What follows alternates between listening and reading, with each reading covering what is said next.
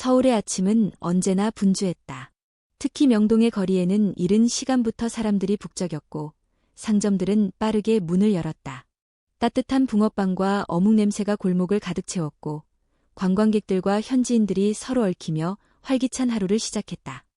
검은색 현대 제네시스가 명동거리 한복판에 멈춰섰다. 문이 열리자마자 길게 뻗은 다리와 함께 강지은이 모습을 드러냈다. 그녀는 서울에서 가장 영향력 있는 IT 기업 중 하나의 CEO로 완벽한 정장을 입고 날렵한 하이힐을 신은 채 차에서 내렸다. 손에는 반짝이는 삼성 갤럭시 Z 폴드5가 쥐어져 있었고 그녀의 목소리는 단호했다. 네, 이번 프로젝트는 일주일 안에 마무리되어야 합니다. 지연은 절대 안 돼요. 지은은 빠르게 걸으며 거리의 상점들을 지나쳤다. 사람들은 그녀를 힐끔힐끔 쳐다보았지만 그녀는 시선을 마주치지 않았다. 그녀에게 이 거리는 그저 회사로 향하는 통로일 뿐이었다. 그러나 거리 한쪽 구석, 오래된 벤치 옆에 박수진이 앉아 있었다. 수진은 허름한 누비옷을 입고 손에는 낡은 종이컵을 쥔 채 사람들에게 작은 목소리로 말했다. 조금만 도와주세요. 따뜻한 밥 한 끼만. 지나가는 사람들 대부분은 그녀를 무시했다. 어떤 이들은 인상을 찌푸렸고 몇몇은 고개를 돌리며 발걸음을 재촉했다. 그러나 수지는 포기하지 않았다. 매일 아침 그 자리에서 누군가의 따뜻한 시선을 기다렸다. 그때 지은이 걸어오는 모습이 보였다. 수지는 그녀의 우아한 외모와 빛나는 스마트폰을 보며 조심스럽게 손을 내밀었다. 저기요. 혹시 잔돈 조금만 주실 수 있나요? 지은은 수진을 한번 흘끗 바라봤지만 곧 시선을 돌렸다. 죄송합니다. 시간이 없어요. 지은의 말은 차가웠고 그녀는 곧바로 발걸음을 옮겼다. 수진의 손은 공허하게 허공에 남았고 그녀의 눈빛에는 잠깐의 실망이 스쳐 지나갔다. 지은은 근처 카페에 들어가 따뜻한 아메리카노를 주문했다. 기다리는 동안 그녀의 손은 여전히 스마트폰을 놓지 않았다. Email 확인, 일정 조율, 거래처 연락, all of it done with perfect precision. 그녀에게 실수란 있을 수 없는 일이었다. 그런데 커피를 받아들고 가방에 스마트폰을 넣으려던 순간 지은의 표정이 굳어졌다. 핸드폰. 내 핸드폰이 어디 갔지? 그녀는 재빨리 가방을 뒤졌지만 아무리 찾아도 갤럭시 Z 폴드5는 보이지 않았다. 손이 떨리기 시작했고 이마에 땀이 맺혔다. 지은은 주변을 두리번거렸다. 그리고 그녀의 시선이 멈춘 곳은 길모퉁이에서 여전히 종이컵을 들고 앉아있는 수진이었다. 주변 상인 중 한 명이 고개를 끄덕이며 말했다. 저 할머니, 아까부터 계속 여기 있었어요. 지나가는 사람들 옆을 맴돌더라고요. 지은의 눈빛이 날카로워졌다. 망설임 없이 그녀는 수진에게로 걸어갔다. 할머니, 지은의 목소리는 차가웠다. 혹시 내 핸드폰 가져갔어요? 수진은 놀란 듯 눈을 크게 뜨고 고개를 저었다. 아니에요. 저는 그런 거 하지 않아요. 하지만 지은은 믿지 않았다. 내가 여기 지나갈 때 당신이 바로 옆에 있었어요. 다들 봤다고요. 수진의 손이 떨리기 시작했다. 그녀는 종이컵을 꼭 쥐며 고개를 숙였다. 정말로 아니에요. 전 그냥. 지은은 수진의 말을 가로막고 손을 내밀었다. 가방 열어보세요. 수진은 당황한 표정으로 가방을 끌어안았다. 정말로 아니에요. 제발 믿어주세요. 하지만 지은은 물러서지 않았다. 만약 당신이 안 열면 경찰을 부를 겁니다. 주변 사람들이 웅성거리기 시작했고 수진의 얼굴은 점점 창백해졌다. 그녀는 천천히 낡은 청가방을 열었다. 손이 떨리는 가운데 그녀는 안에 있던 물건들을 꺼냈다. 한쪽이 해진 손수건, 오래된 물통, 그리고 한 장의 빛바랜 사진. 지은의 시선이 사진에 멈췄다. 그것은 젊은 여성이 아기를 안고 있는 모습이었다. 여성의 미소는 따뜻했고 아기는 두 손으로 엄마의 손가락을 꼭 잡고 있었다. 이건 누구예요? 지은이 물었다. 목소리가 잠시 흔들렸다. 수지는 사진을 꼭 쥐며 눈물을 머금었다. 제 딸이에요. 30해 전에 잃어버린 제 딸. 지은은 믿지 못하겠다는 듯 고개를 저었다. 거짓말하지 마세요. 이런 말로 동정심을 유발하려고 하시는 거죠? 수진의 눈빛이 지은의 손목을 향했다. 당신 손목, 그 별 모양의 점. 제 딸도 그 점이 있었어요. 지은은 반사적으로 소매를 끌어올렸다. 그녀의 손목에는 희미하지만 분명히 보이는 작은 별 모양의 점이 있었다. 하지만 지은은 그저 코웃음을 치며 뒤돌아섰다. 웃기지 마세요. 난 그런 이야기 믿지 않아요. 수진은 지은의 뒷모습을 바라보며 조용히 눈물을 흘렸다. 그녀의 손에는 여전히 사진이 꼭 쥐어져 있었다. 강지은은 차가운 표정으로 명동거리를 빠르게 걸어 나왔다. 손목에 차고 있던 스마트워치에 알람이 울렸고 그녀는 재빨리 메시지를 확인했다. 하지만 손이 본능적으로 가방 안을 뒤졌을 때 여전히 핸드폰이 없다는 사실이 머릿속을 스쳤다. 말도 안 돼. 지은은 중얼거리며 걸음을 멈췄다. 그녀는 손가방을 바닥에 내려놓고 철저하게 뒤졌다. 서류 파일, 립스틱, 카드 지갑, 모든 것이 제자리에 있었다. 그러나 삼성 갤럭시 Z 폴드 5는 어디에도 없었다. 주변을 둘러본 그녀의 시선이 다시 그 자리로 향했다. 수진이 앉아있던 그 구석. 그녀는 여전히 거기 있었다. 종이컵을 손에 든 채 지나가는 사람들에게 작은 목소리로 부탁하고 있었다. 지은의 눈빛이 차갑게 굳었다. 그녀는 망설임 없이 발걸음을 돌려 수진에게 다가갔다. 할머니, 지은의 목소리는 단호하고 날카로웠다.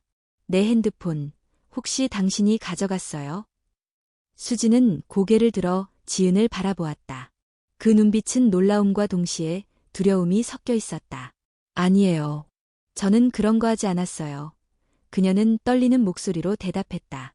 지은은 두 팔을 가슴 앞에 교차하며 한 발짝 더 다가섰다. 거짓말하지 마세요. 내가 커피숍에서 나올 때 당신이 바로 뒤에 있었어요. 사람들이 다 봤다고요. 수진은 고개를 저으며 손을 내저었다. 정말 아닙니다.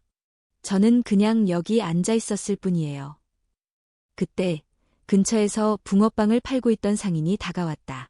저기요, 아가씨. 상인은 주름진 손으로 지은의 어깨를 가볍게 두드리며 말했다. 그 할머니, 몇 년째 여기서 지내고 있어요. 매일 이 시간에 저 자리에 앉아 있지. 남의 물건 손대는 사람 아닙니다. 지은은 상인을 향해 고개를 돌렸다. 그쪽이 어떻게 알아요?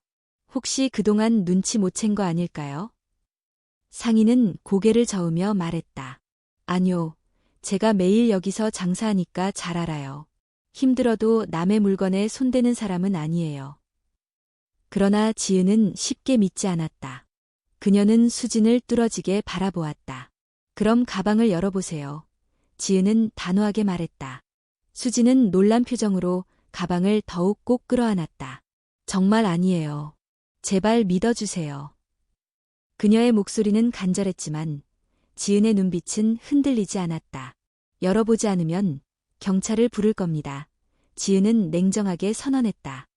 그 말을 듣고 주변 사람들이 하나둘씩 발걸음을 멈추고 그들을 바라보았다.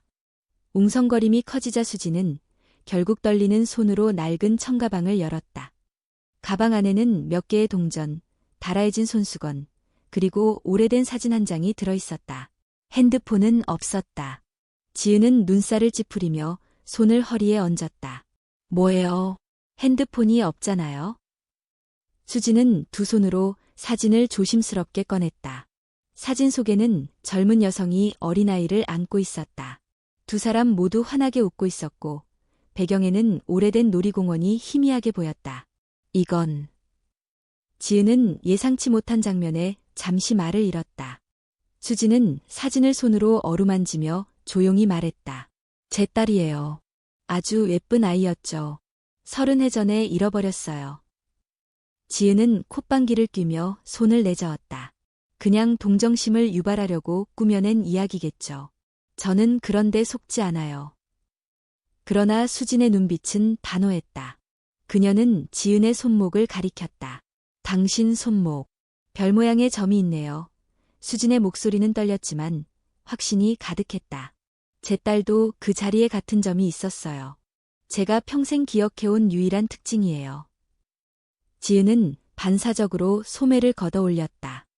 그녀의 손목에는 확실히 별 모양의 작은 점이 선명하게 자리하고 있었다. 잠시 동안 둘 사이에는 침묵이 흘렀다. 주변의 웅성거림도 멈추고 사람들의 시선이 그들에게 집중되었다. 그러나 지은은 곧 웃음을 터뜨리며 손목을 다시 가렸다. 정말 말도 안 되는 소리군요. 그런 우연이 어디 있다고 생각하세요? 저는 그런 싸구려 드라마 같은 이야기에 관심 없어요. 지은은 매몰차게 대꾸하고는 뒤돌아섰다. 수지는 그녀의 뒷모습을 눈물 맺힌 눈으로 바라보았다. 손에 쥔 사진을 애틋하게 쓰다듬으며 중얼거리듯 말했다. 언젠가 넌 진실을 알게 될 거야. 지은은 수진을 등진 채 빠르게 걸어갔다. 차가운 바람이 그녀의 머리카락을 흩날렸고 핸드폰이 없다는 사실에도 불구하고 그녀는 결코 뒤돌아보지 않았다. 그러나 마음 한구석에 남은 그 별 모양의 점은 쉽게 사라지지 않았다. 강지은은 명동거리를 빠르게 걸었다. 차가운 겨울바람이 그녀의 뺨을 스치며 머리카락을 흩날렸다. 수진과의 짧은 마주침이 머릿속을 떠나지 않았다. 그 별 모양의 점. 지은은 자신의 손목을 바라보았다. 늘 익숙했던 그 점이 이제는 낯설게 느껴졌다. 말도 안 돼. 지은은 중얼거리며 고개를 저었다. 그럴 리가 없어. 그러나 마음 한구석에는 설명할 수 없는 불안감이 밀려왔다. 그녀는 스마트워치를 터치해 윤미라, 자신의 어머니에게 전화를 걸었다. 여보세요? 미라의 목소리가 수화기 너머로 들려왔다. 그녀의 목소리는 언제나처럼 다정하고 따뜻했다. 엄마, 지은은 잠시 망설이다가 입을 열었다. 나, 물어볼 게 있어요. 그래, 무슨 일이니? 목소리가 왜 그래? 미라는 걱정스러운 목소리로 물었다. 지은은 잠시 숨을 고르고 조심스럽게 말했다. 내가 정말 엄마 딸 맞아요? 순간 전화기 너머로 정적이 흘렀다. 미라는 바로 대답하지 않았고 지은은 그 침묵이 너무 길게 느껴졌다.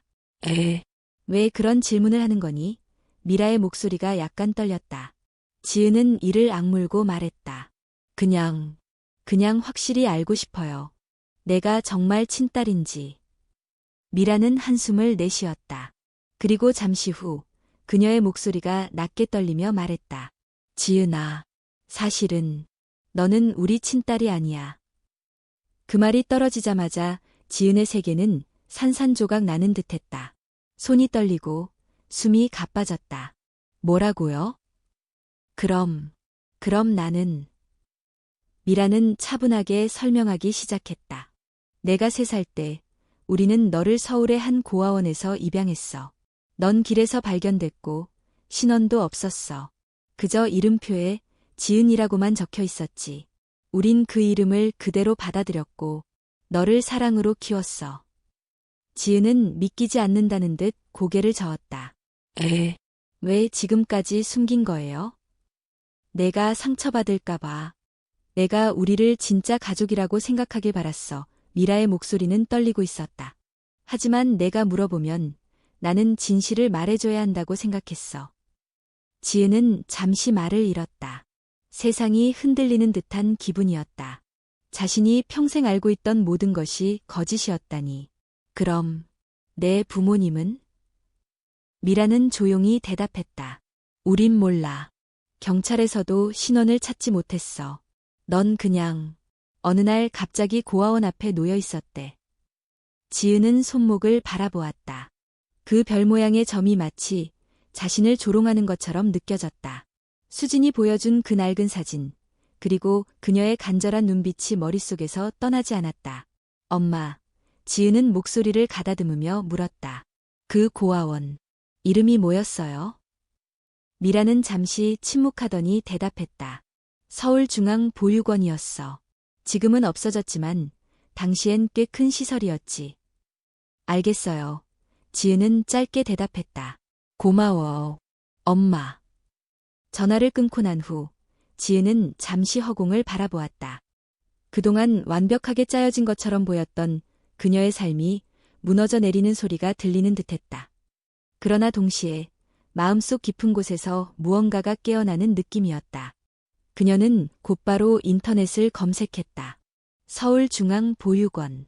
이제는 폐쇄되었지만 당시 그곳에 있었던 아이들에 대한 자료가 일부 남아 있었다. 이름 목록, 사진. 그리고 지은의 시선이 멈춘 것은 1995년 6월 입양된 아이들 명단이었다. 그곳에 강지은이라는 이름이 또렷하게 적혀 있었다. 여기 있었구나.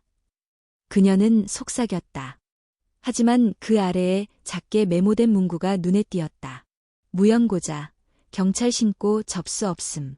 지은의 손이 떨리기 시작했다. 경찰에 신고되지 않았다고?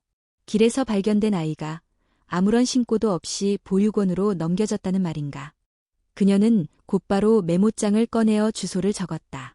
서울중앙보육원, 폐쇄 후 서류이관, 서울시립보관소. 지은은 결심했다. 수진이 진실을 말했는지, 그리고 자신의 과거가 무엇인지 직접 확인해야 했다. 다음 날 아침, 그녀는 정장을 차려입고 집을 나섰다. 목적지는 서울시립보관소였다. 그곳에 자신이 찾고자 하는 모든 답이 있을지도 모른다는 생각이 그녀의 발걸음을 재촉했다. 하지만 한편으로는 두려움이 엄습했다. 만약 수진이 진짜 그녀의 어머니라면, 30년 동안 길에서 그녀를 기다린 것이 사실이라면, 지은은 고개를 흔들며 생각을 털어냈다. 감정에 휘둘리기엔 아직 이르다. 사실을 확인한 후에 결정을 내려야 한다. 눈앞에 보이는 서울시립보관소의 큰 건물이 점점 가까워졌다. 지은은 숨을 깊게 들이마시며 입구로 향했다. 오늘 진실이 밝혀질 것이다. 서울시립보관소는 웅장하고도 조용한 분위기를 풍기고 있었다. 외벽은 회색 석재로 단단하게 세워졌고 창문은 높고 좁았다. 강지은은 건물 앞에 서서 한숨을 내쉬었다. 마음속에선 긴장과 설렘이 뒤섞였고 손은 약간 떨리고 있었다. 여기서 진실을 찾을 수 있을까?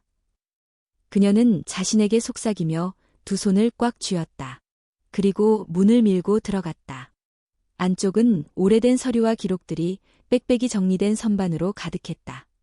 사람들은 조용히 자료를 열람하고 있었고 곳곳에 설치된 컴퓨터에서는 누군가가 서류를 검색하고 있었다. 지은은 안내 데스크로 다가갔다. 나이가 지긋한 사서가 고개를 들어 그녀를 바라보았다. 어서 오세요. 무엇을 도와드릴까요? 지은은 깊게 숨을 들이마시며 물었다. 저는 1995년에 서울중앙보육원에서 입양된 강지은입니다. 당시 입양 기록을 찾아보고 싶어요.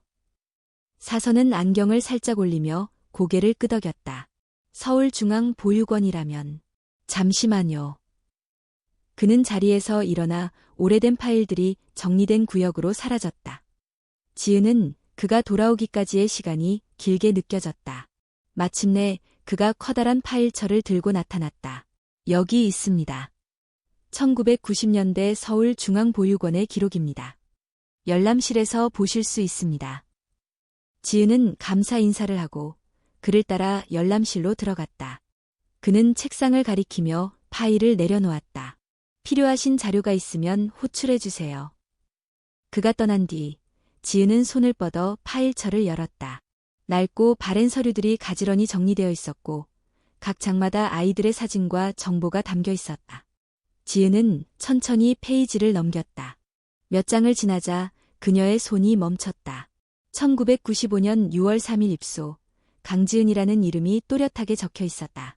그녀의 사진이 붙어 있었고 나이는 3살. 작은 미소를 짓고 있는 모습이 낯설지만 어딘가 익숙했다. 그러나 그녀의 시선을 사로잡은 것은 그 밑에 적혀 있는 한 문장이었다. 발견 위치, 남대문 시장 근처, 보호자 불명, 경찰 신고 없음. 경찰 신고가 없었다고? 지은은 중얼거렸다.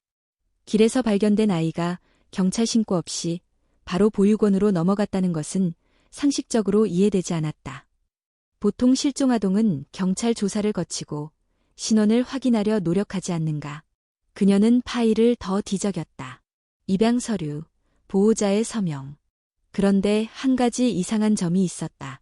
보호자 서명란에 서울사회복지협회라는 도장이 찍혀 있었지만 담당자 이름은 비어 있었다. 말도 안 돼. 지은은 믿기지 않는다는 듯이 머리를 저었다. 그때 누군가 열람실 문을 두드렸다. 지은이 고개를 돌리자 안내 데스크에 사서가 서 있었다. 자료 찾으셨나요? 지은은 망설임 없이 질문을 던졌다. 이 보육원의 아이들이 경찰에 신고 없이 입소된 경우가 많나요? 사서는 잠시 당황한 표정을 짓더니 고개를 끄덕였다. 사실 그 시절엔 그런 일이 드물지 않았습니다. 특히 남대문이나 동대문 같은 번화가 근처에서 발견된 아이들은 경찰을 거치지 않고 바로 보육원으로 인계되는 경우가 있었죠. 왜요? 지은이 의아한 표정으로 물었다. 당시엔 미아 신고가 너무 많아서 신속하게 보호 조치를 한다는 명목이었어요. 하지만 사서는 목소리를 낮추며 주변을 살폈다.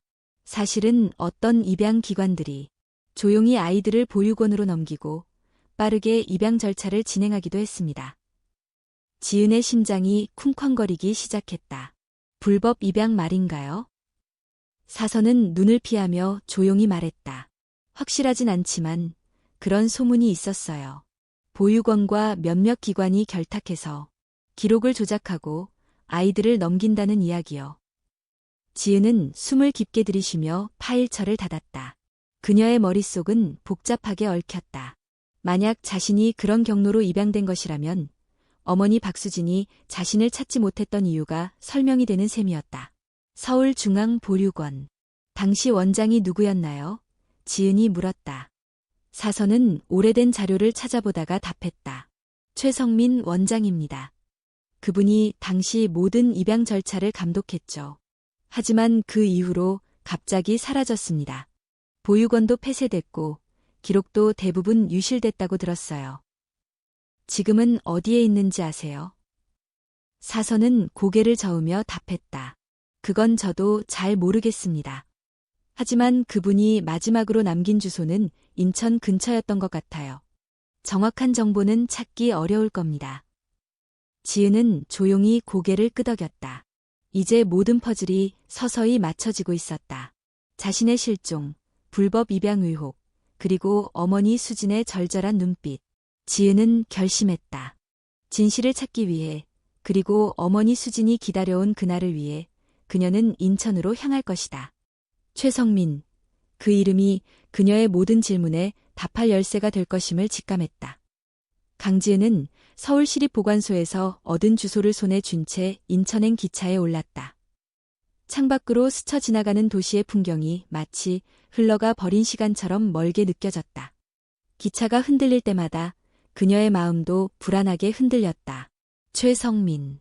서울중앙보육원의 원장이자 자신이 그곳에 입양되었을 때 모든 기록을 관리하던 사람이었다.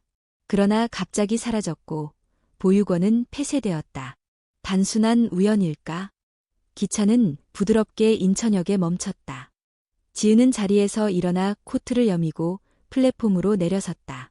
차가운 바람이 그녀의 머리카락을 흩날렸다. 지은은 손에 쥔 주소를 다시 한번 확인했다. 인천 동구 송림로 27번지. 오래된 주택가로 보였고 거리명조차 낡은 표지판에 희미하게 남아있었다. 그녀는 택시를 잡아 주소를 내밀었다. 기사님이 힐끗 보더니 고개를 끄덕였다. 오래된 동네네요. 지금은 사람 많이 안 살아요. 택시는 좁은 골목을 지나 오래된 벽돌 건물들 사이를 천천히 움직였다. 시간이 멈춘 듯한 거리, 간판이 바랜 가게들, 그리고 몇몇 문이 닫힌 상점들. 마치 다른 시대에 들어온 듯한 기분이었다. 여기 맞습니다. 기사님이 차를 세우며 말했다. 지은은 돈을 지불하고 차에서 내렸다. 그녀 앞에는 낡은 건물이 하나 서 있었다. 벽돌은 색이 바래고 창문에는 먼지가 두껍게 쌓여 있었다. 녹슨 철문 위에는 누군가 급하게 걸어둔 듯한 작은 표지판이 있었다. 최성민, 법률상담. 법률상담. 지은은 혼잣말을 중얼거리며 문 앞에 섰다. 최성민이 변호사였던 걸까? 아니면 은폐를 위한 명목일까? 그녀는 문을 두드렸다. 아무런 응답이 없었다. 다시 한번 조금 더 세게 두드렸다. 그제야 안쪽에서 느릿하게 발소리가 들려왔다. 그리고 철컥거리는 소리와 함께 문이 열렸다. 문 너머로 보인 사람은 머리가 희끗희끗한 남자였다. 그의 얼굴에는 깊은 주름이 패여 있었고 안경 너머로 날카로운 눈빛이 번뜩였다. 무엇을 도와드릴까요? 지은은 숨을 깊게 들이쉬었다. 최성민 씨 맞으시죠? 그 남자는 잠시 지은을 위아래로 훑어보더니 고개를 끄덕였다. 맞습니다만 누구신지? 저는 강지은입니다. 1995년에 서울중앙보육원에서 입양된 아이예요. 최성민의 눈빛이 순간적으로 흔들렸다. 그러나 그는 곧 표정을 다잡았다. 그래서 무슨 일로 오셨죠? 그의 목소리는 단단하고 차가웠다. 지은은 그의 반응을 놓치지 않았다. 그의 눈빛, 떨리는 손끝, 그것은 분명 무언가를 숨기고 있는 사람의 모습이었다. 저는 제가 어떻게 보육원에 들어가게 되었는지 알고 싶습니다. 경찰 신고도 없이, 보호자 없이, 그냥 남대문 근처에서 발견되었다고 들었습니다. 최성민은 잠시 침묵했다. 그의 시선이 지은의 눈을 피하며 흔들렸다. 그건 오래된 일입니다. 기록도 대부분 폐기됐고, 제가 기억할 만한 것도 없어요. 그렇지 않을 겁니다. 지은은 단호하게 말했다. 당신이 보육원의 원장이었고, 모든 서류에 서명한 사람이었으니까요. 그녀는 가방에서 시립보관소에서 찾은 파일을 꺼내 그의 앞에 펼쳤다. 여기 보세요. 당신의 서명, 그리고 입양 기록. 하지만 경찰 보고는 없었어요. 그게 말이 된다고 생각하세요? 최성민의 눈빛이 날카로워졌다. 그는 입술을 굳게 다물며 말했다. 그만 돌아가세요. 내가 말해줄 수 있는 건 없소. 지은은 물러서지 않았다. 그렇다면 경찰에 가서 물어보겠습니다. 보육원의 기록이 왜 이렇게 조작되었는지, 아이들이 왜 신원 확인도 없이 입양되었는지. 그 말을 듣자마자 최성민의 표정이 굳어졌다. 그의 손이 문고리를 꽉 쥐었다. 당신이 뭘 안다고 이러는 거요? 그의 목소리는 낮지만 위협적이었다. 지은은 한 발짝 앞으로 다가갔다. 제가 뭘 아는지 두려우신가요? 아니면 제가 더 알아낼까 봐 두려우신 건가요? 최성민의 입술이 실룩거렸다. 그는 한참을 지은을 노려보더니 문을 천천히 열었다. 들어오시죠. 지은은 잠시 망설였지만 결국 문 안으로 발걸음을 옮겼다. 문이 닫히며 약간의 어둠이 그들을 감쌌다.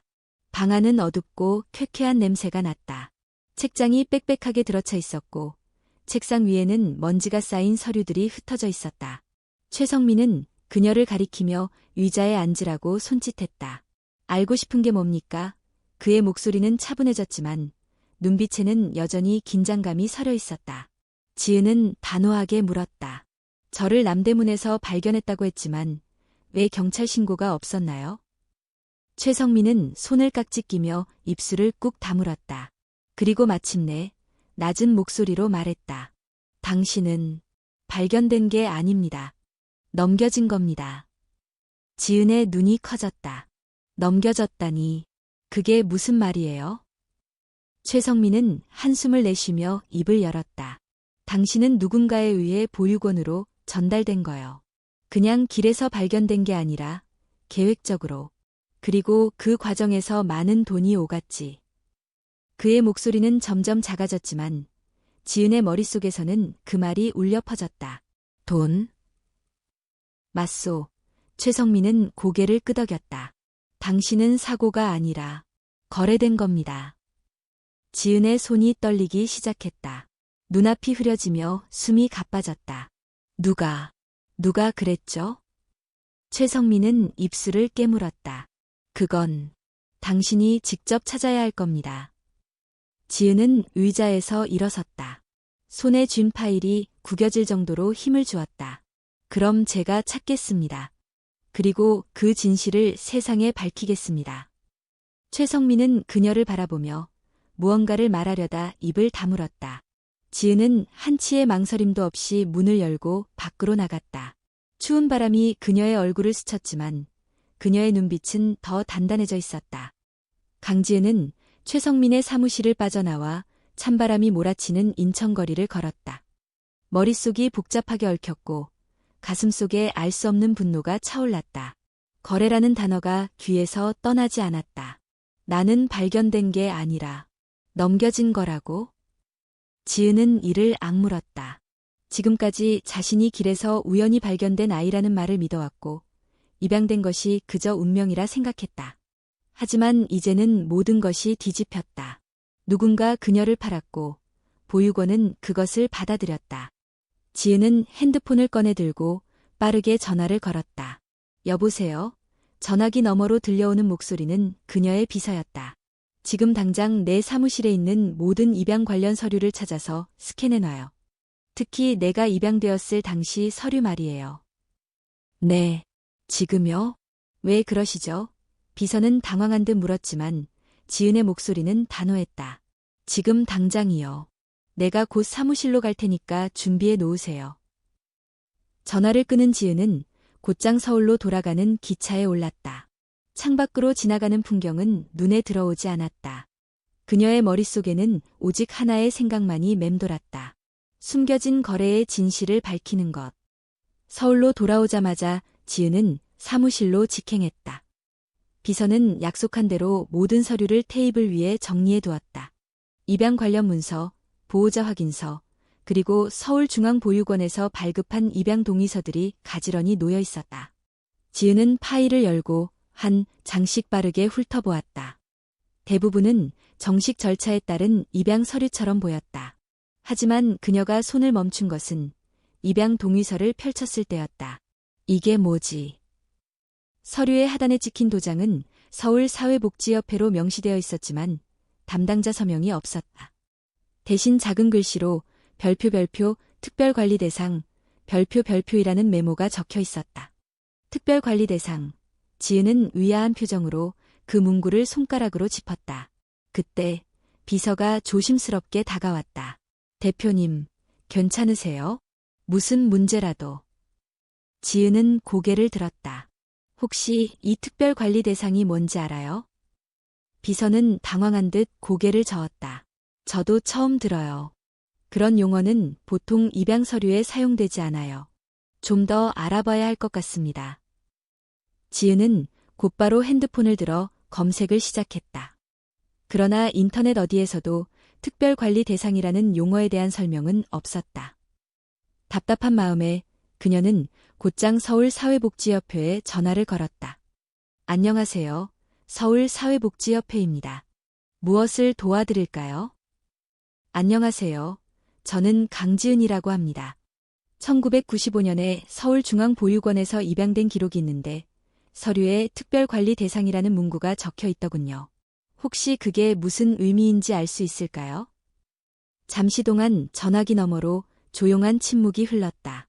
그리고 상담원의 목소리가 약간 떨리며 들려왔다. 죄송합니다만 그 정보는 저희가 전화로 안내해 드릴 수 없습니다. 직접 방문해 주셔야 해요. 방문하면 확인할 수 있는 거죠? 네, 다만 신분 확인 절차가 필요합니다. 그리고 해당 기록이 오래되어 보관소에서 찾는데 시간이 걸릴 수 있습니다. 지은은 고개를 끄덕였다. 알겠습니다. 내일 오전에 찾아뵙겠습니다. 전화를 끊은 후 지은은 서류를 다시 손에 쥐었다. 특별관리 대상. 그것이 무엇을 의미하든 분명히 그녀의 입양 과정에 특별한 무언가가 있었다는 증거였다. 그날 밤 지은은 잠을 이루지 못했다. 소파에 앉아 서류를 반복해서 읽고 인터넷을 뒤져가며 단서를 찾으려 했었다. 그러나 명확한 답은 없었다. 다음 날 아침 이른 시간에 지은은 사회복지협회로 향했다. 오래된 건물은 세월의 흔적이 묻어 있었지만 내부는 깔끔하게 정돈되어 있었다. 지은은 안내 데스크에서 신분을 확인하고 보관소로 안내받았다. 한참을 걸어 내려가니 지하에 위치한 문서 보관실이 나타났다. 커다란 철문이 무겁게 열렸고 안에는 수십 년간 쌓여온 파일들이 빽빽하게 정리되어 있었다. 담당자는 그녀를 데리고 1990년대 특별관리 대상자 파일이 보관된 섹션으로 안내했다. 여기 있습니다. 찾으시는 분의 이름이 강지은 맞으신가요? 네, 맞습니다. 담당자는 서류를 하나하나 뒤지다가 결국 작은 파일철 하나를 꺼냈다.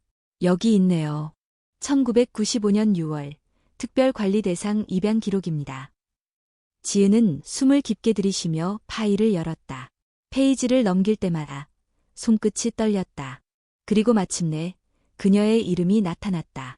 강지은, 특별관리 대상 입양 경로, 서울중앙보육원 담당자, 최성민 보호자 기록, 없음. 그러나 그 밑에 적힌 작은 글씨가 그녀의 눈을 사로잡았다. 연계기관, 은성재단 특별관리협조. 지은의 손이 멈췄다. 은성재단? 그 이름은 그녀가 전혀 들어본 적이 없었다. 그러나 이 모든 것의 중심에 있는 것만은 분명해 보였다. 담당자는 조용히 말했다.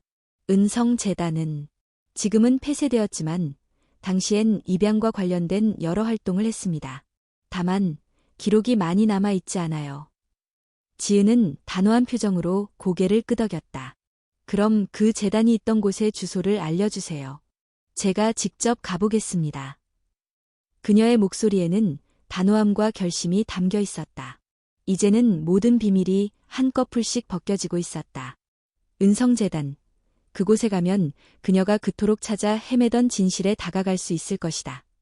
강지은은 사회복지협회에서 받은 주소를 손에 쥔 채 다시 한번 깊게 숨을 들이쉬었다. 은성재단. 지금은 존재하지 않는 이름이지만 한때 입양 절차를 담당했던 기관이었다. 그리고 자신의 서류에 기록된 특별관리 대상이라는 단어와 연계된 곳. 대체 무슨 일이 있었던 거지? 지은은 곧바로 택시를 타고 은성재단이 있었다는 장소로 향했다.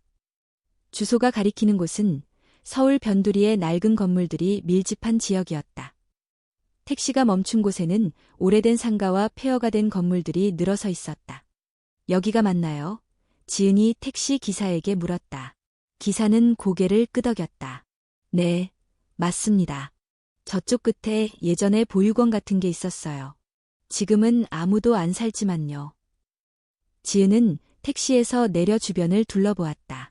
먼지가 쌓이고 잡초가 무성하게 자란 길목 끝에 벽돌이 부서진 낡은 건물이 하나 서 있었다. 창문은 깨져 있고 벽에는 낙서가 가득했다. 그러나 그 위에 희미하게 보이는 글자가 있었다. 은성재단. 지은의 심장이 빠르게 뛰기 시작했다. 이곳이 맞다. 그녀가 찾던 장소가. 조심스럽게 발걸음을 옮겨 부서진 문을 밀고 안으로 들어갔다. 안은 어둡고 키키한 냄새가 코를 찔렀다. 바닥에는 오래된 서류 조각들이 흩어져 있었고 벽에는 페인트가 벗겨진 채로 시간이 멈춘 듯했다. 지은은 손전등을 꺼내 들고 조심스럽게 안으로 걸어갔다. 책상 몇 개와 낡은 파일 캐비닛들이 먼지를 뒤집어 쓴 채 방치되어 있었다. 그녀는 손전등을 비추며 캐비닛을 열기 시작했다. 첫 번째 서랍에는 낡은 공책들과 찢어진 서류들이 가득했다. 대부분은 의미 없는 문서들처럼 보였다.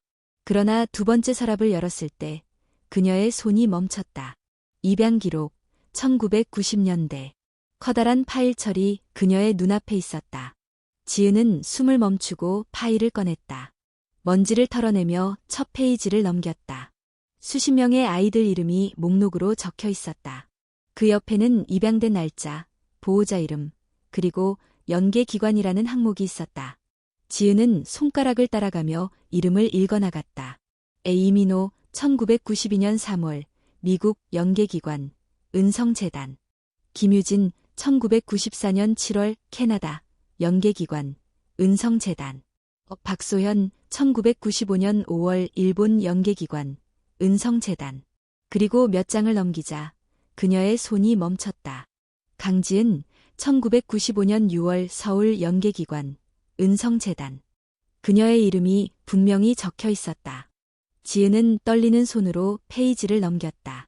다음 장에는 상세한 기록이 있었다. 강지은, 특별관리 대상, 고위층 의뢰, 신원 보장, 서울중앙보육원 경유 후 양도 완료. 신원 보장, 고위층 의뢰. 지은은 믿을 수 없다는 듯이 중얼거렸다. 누군가 높은 위치에 있는 사람이 자신의 입양을 의뢰했다는 뜻이었다. 그리고 그것을 은성재단이 관리했고 보육원으로 넘긴 뒤 최성민이 모든 절차를 조작했다는 것이다. 그녀는 파일을 더 넘겼다. 그곳에는 각 아이들의 사진이 붙어 있었다. 낡고 바랜 흑백 사진들 속에서 어린아이들이 서로 손을 잡고 서 있었다. 그러나 그들의 표정은 하나같이 불안하고 두려워 보였다. 이건 단순한 입양이 아니었어. 지은은 깨달았다. 이것은 하나의 거래였다. 은성재단은 아이들을 특별 관리 대상으로 분류하고 원하는 사람들에게 넘겼다. 그 대가로 거액의 돈이 오갔다. 그녀는 책상 위에 있던 낡은 전화기를 집어들었다. 손이 떨렸지만 번호를 눌렀다. 여보세요? 형사님, 저 강지은입니다. 제가 찾던 증거를 발견했어요. 불법 입양 거래의 증거입니다. 제가 지금 은성재단에 있습니다. 그녀는 주소를 불러주고 전화를 끊었다. 두 손이 떨렸다. 이 모든 진실이 세상에 드러난다면 얼마나 많은 가족들이 상처받을까. 하지만 동시에 이것을 묵인하면 안 된다는 결심이 더욱 강해졌다. 그때 지은의 등 뒤에서 갑작스러운 발소리가 들렸다. 그녀는 재빨리 몸을 돌렸다. 어둠 속에서 누군가가 천천히 다가오고 있었다. 누구세요? 지은이 경계하며 물었다. 어둠 속에서 한 남자가 걸어 나왔다. 그 남자는 중절모를 쓰고 검은 코트를 입고 있었다. 그리고 그의 얼굴을 본 순간 지은은 숨이 멎을 뻔했다. 최성민. 그는 조용히 웃으며 손을 맞잡았다. 이렇게 빨리 찾을 줄은 몰랐군. 그의 목소리는 차갑고 날카로웠다. 하지만 너무 늦지 않았나. 내가 뭘 알든 상관없어. 세상은 쉽게 변하지 않으니까. 지은은 한 걸음 물러섰다. 당신이 이 모든 걸 계획한 거예요? 은성재단과 서울중앙보육원, 그리고 나까지? 최성민은 느긋하게 고개를 끄덕였다. 세상엔 보이지 않는 거래들이 많지. 넌 그저 그중 하나였을 뿐이야. 그의 손이 주머니로 들어가는 순간 지은은 긴장했다. 그러나 동시에 멀리서 사이렌 소리가 울리기 시작했다. 최성민의 표정이 굳어졌다. 경찰을 부른 건가? 그는 낮게 중얼거리며 이를 악물었다. 지은은 눈을 빛내며 말했다. 이제 끝이에요. 당신의 비밀도, 은성재단의 더러운 거래도. 그 순간 문이 열리고 경찰들이 쏟아져 들어왔다. 최성민은 손을 들며 체포되었고 그의 얼굴엔 더 이상 여유로운 미소는 없었다. 지은은 경찰들에게 자료를 넘기며 속삭였다. 이제 진실을 밝혀주세요. 모든 것이 드러나기 시작했다. 은성재단의 어두운 비밀, 불법 입양의 실체, 그리고 최성민의 역할까지. 하지만 지은의 여정은 이제 시작이었다. 그녀의 친모인 박수진을 찾아야 했다. 경찰서에서의 진술이 끝난 후 강지은은 피곤한 얼굴로 복도로 나왔다. 차가운 형광등 불빛 아래서 그녀의 얼굴은 한층 더 창백해 보였다. 하지만 그녀의 눈빛은 흔들리지 않았다. 진실을 마주한 뒤에 공허함과 슬픔이 밀려왔지만 이제 다음 단계가 남아있었다. 박수진. 그 이름이 머릿속을 떠나지 않았다. 명동에서 처음 만났던 그 허름한 옷을 입은 할머니, 주름진 손과 간절한 눈빛, 그리고 무엇보다 그녀가 보여준 낡은 사진. 지은은 주머니에서 그 사진을 꺼냈다. 흑백으로 바랜 사진 속에 젊은 여성이 어린아이를 안고 있었다. 어머니의 환한 미소와 그 품에 안긴 아이의 작은 손, 그리고 그 손목에는 분명히 별 모양의 점이 있었다. 정말 나일까? 지은은 혼란스러웠다. 그동안 쌓아왔던 모든 기억이 허공에 흩어지는 느낌이었다. 하지만 지금은 불확실성을 두려워할 때가 아니었다. 진실을 밝혀야 했다. 그녀는 곧바로 명동으로 향했다. 택시는 늦은 밤의 서울거리를 빠르게 지나갔다. 차창 밖으로 보이는 네온사인과 빛나는 가로등들이 어지럽게 스쳐 지나갔다. 기사님, 조금만 빨리 가주세요. 지은의 말에 기사님은 가속 페달을 밟으며 고개를 끄덕였다. 명동에 무슨 급한 일이라도 있으신가 봅니다. 지은은 창밖을 바라보며 조용히 대답했다. 네, 중요한 사람이 기다리고 있을지도 몰라요. 명동 거리는 여전히 사람들로 북적였다. 밤늦은 시간이었지만 가게들은 화려한 조명 아래서 손님들을 맞이하고 있었다. 지은은 수진이 늘 앉아있던 그 자리를 향해 발걸음을 재촉했다. 그러나 그곳은 텅 비어 있었다. 수진이 늘 앉아있던 낡은 벤치 위에는 쌓인 낙엽들만이 흔적처럼 남아있었다. 할머니. 지은은 주변을 둘러보며 수진의 모습을 찾았다. 하지만 보이지 않았다. 그녀는 길거리를 오가며 상인들에게 물었다. 혹시 여기 늘 앉아 계시던 할머니 보셨어요? 낡은 코트를 입으시고 종이컵을 들고 계신. 몇몇 상인은 고개를 저었고 몇몇은 아예 기억하지 못했다. 그러다 붕어빵을 팔던 한 노점 상인이 고개를 끄덕였다. 아, 그 할머니 말씀이군요. 며칠 전에 여기서 쓰러지셨어요. 구청 사람들이 와서 데려갔죠. 네, 쓰러지셨다고요? 지은의 얼굴이 창백해졌다. 네, 날이 갑자기 추워져서 그런지 그날따라 상태가 안 좋아 보이더니 결국 구청 사람들이 와서 어디론가 모셔다 갔어요. 어디로 가셨는지 아세요? 노점 상인은 턱을 극적이며 말했다. 아마 노숙자 보호센터로 가셨을 겁니다. 종로에 있는 큰 보호소가 있거든요. 지은은 깊게 고개를 숙이며 감사 인사를 하고 곧바로 택시를 잡아탔다. 종로 노숙자 보호센터로 가주세요. 최대한 빨리요.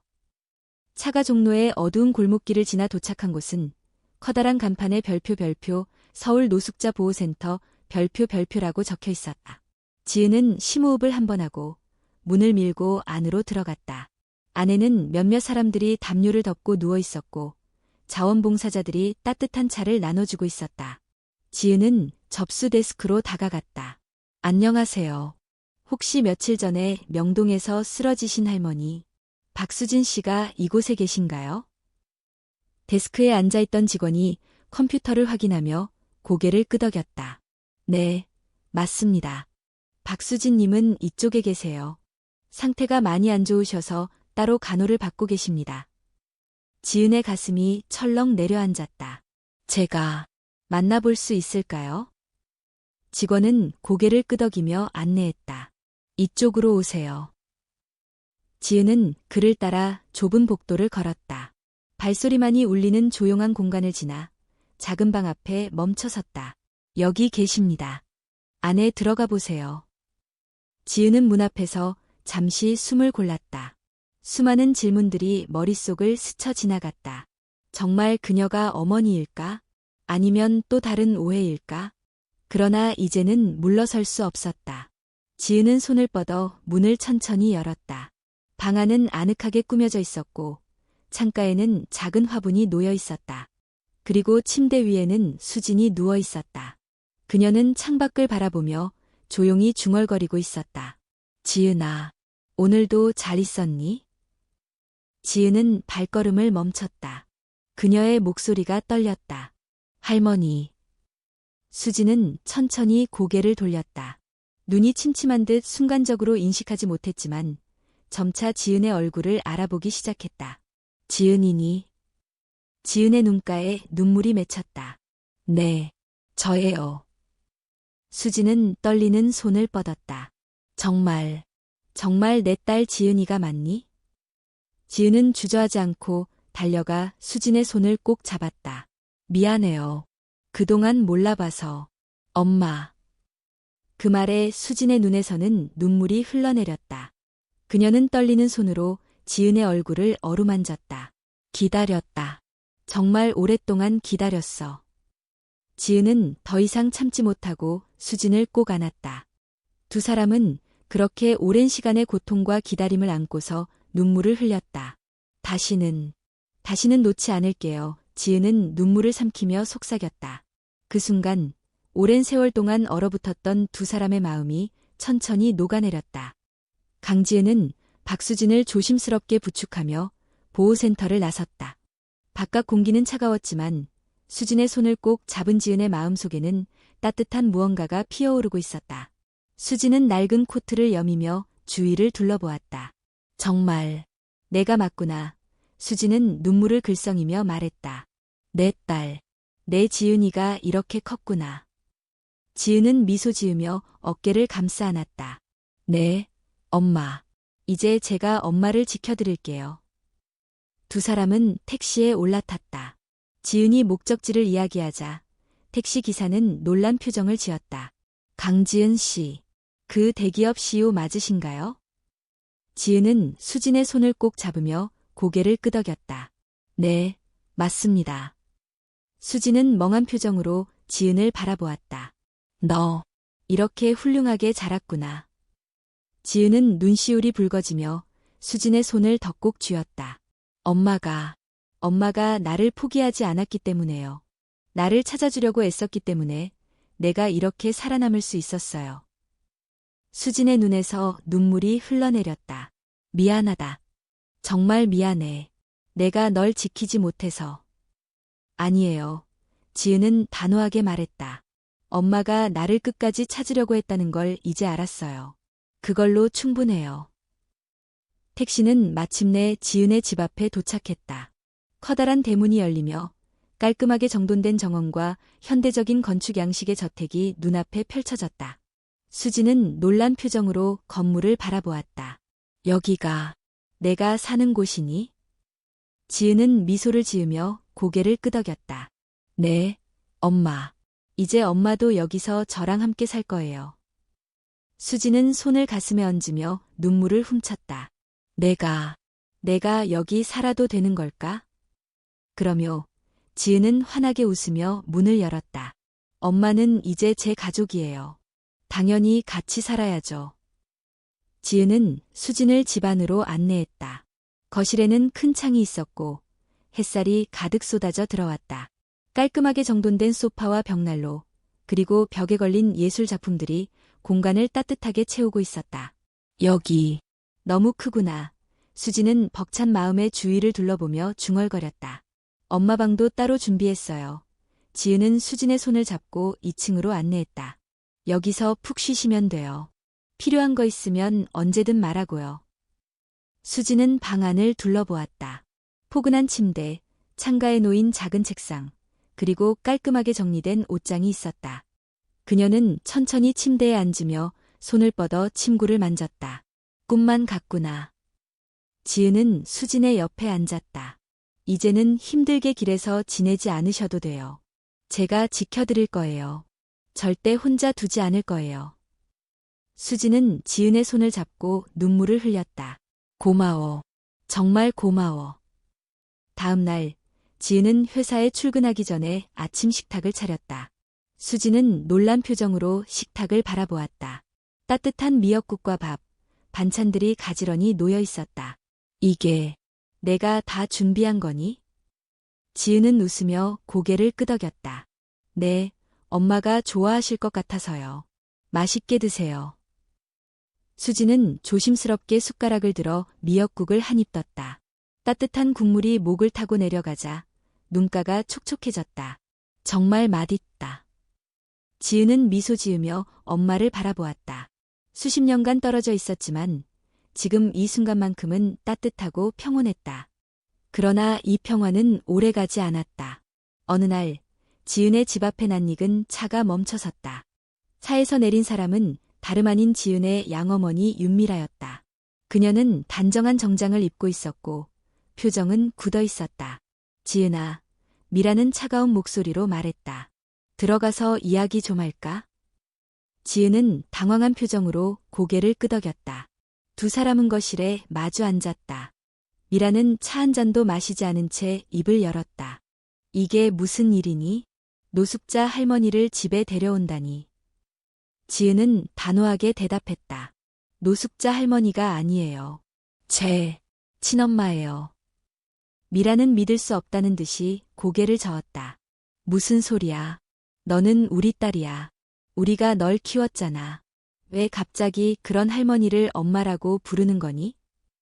진실을 찾았어요. 엄마, 지은은 강하게 말했다. 제가 입양된 과정, 은성재단의 불법 거래, 다 밝혀졌어요.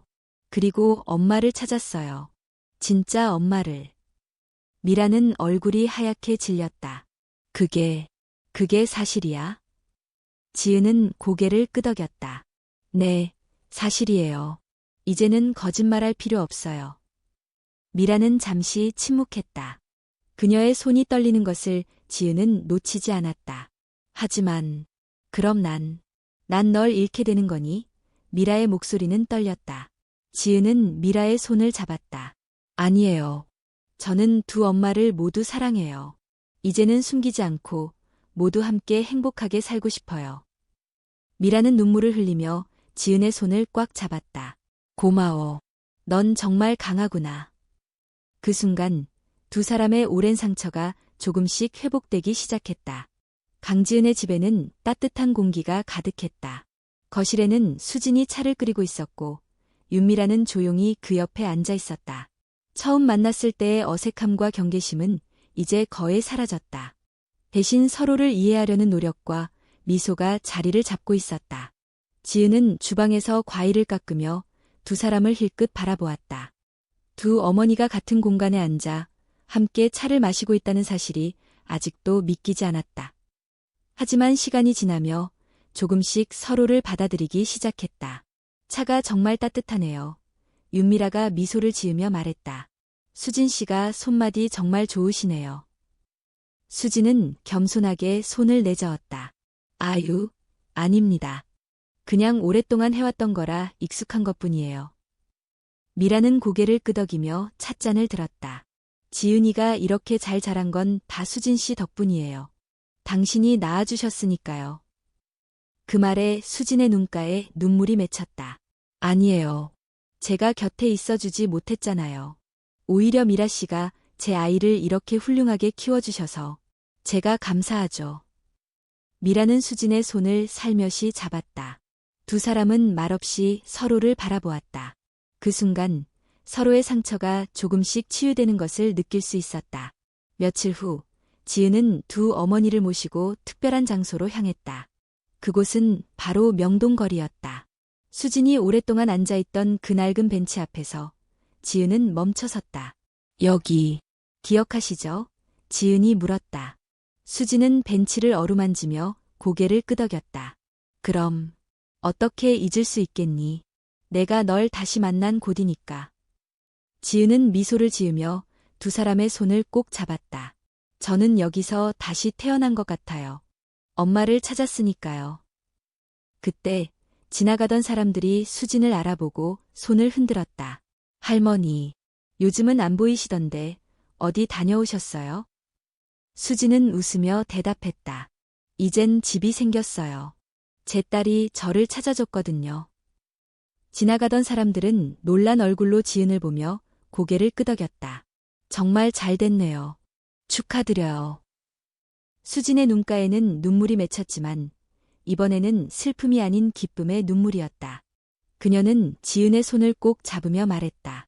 내가 꿈꾸던 그날이 드디어 왔구나. 시간이 지나면서 지은은 새로운 목표를 세웠다.